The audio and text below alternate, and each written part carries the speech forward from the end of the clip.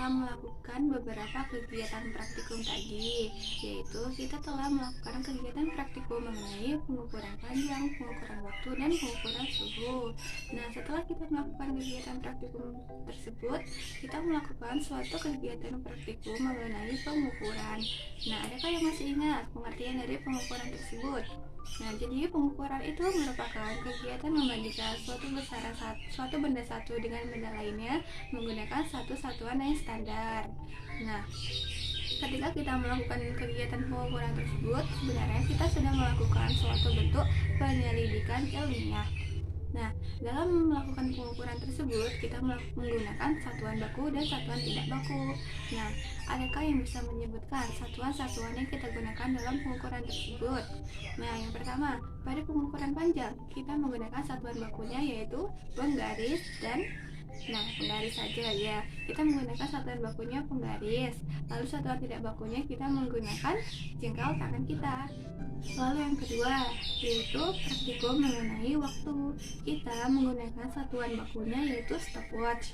Sedangkan pada praktikum yang ketiga, yaitu kita melakukan pengukuran terhadap suhu, kita menggunakan satuan bakunya yaitu termometer. Nah, dalam melakukan pengukuran tersebut, tadi kan Ibu sudah bilang, yaitu kita sudah melakukan suatu penyelidikan ilmiah. Mengapa kita sudah melakukan suatu penyelidikan ilmiah? Nah, Ibu ingin bertanya kepada kalian, adakah dari kalian yang masih ingat tentang langkah-langkah dalam melakukan suatu penyelidikan ilmiah? Nah, Ibu jelaskan ya.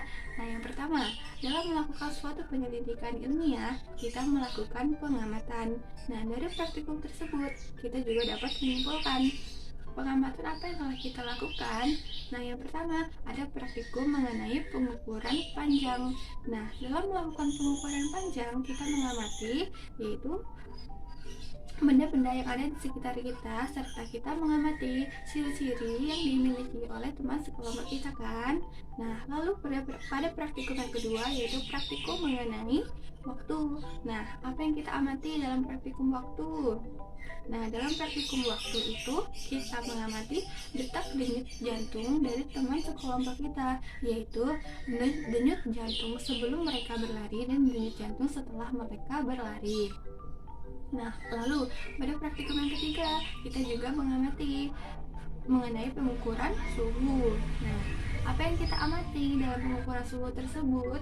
Dalam pengukuran suhu tersebut, kita mengamati suhu es sebelum mencair dan suhu es setelah dipanaskan atau setelah mencair.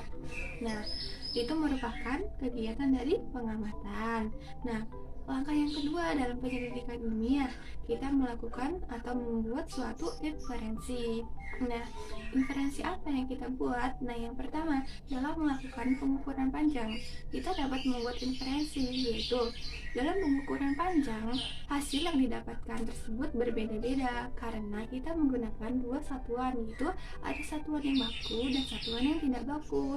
Ketika kita menggunakan satuan yang baku seperti penggaris, hasil yang didapatkan atau akan relatif tetap sama, atau hasilnya kan sesuai dengan standar atau satuan yang telah ditentukan.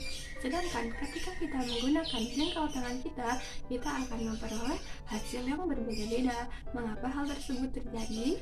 Nah, karena jengkal tangan yang dimiliki oleh setiap manusia akan berbeda-beda ukurannya. Sedangkan pada praktikum yang kedua yaitu praktikum pengukuran waktu. Nah, dalam pengukuran tersebut kita akan membuat inferensi, yaitu denyut jantung seseorang akan berbeda-beda. Mengapa hal tersebut terjadi? Meskipun kita menggunakan satu satuan baku. Nah, hal tersebut terjadi karena denyut jantung seseorang tersebut sesuai dengan kondisi tubuh yang dimiliki oleh seseorang tersebut. Jadi ketika kesehatannya akan terganggu, denyut jantungnya akan melemah atau menguat.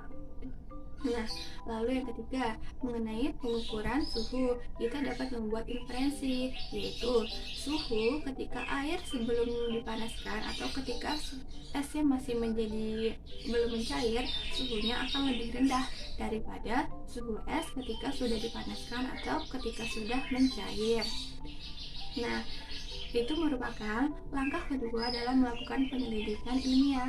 Nah, langkah ketiga dalam melakukan penyelidikan ilmiah yaitu kita mengkomunikasikan hasil dari pengamatan dan praktikum kita.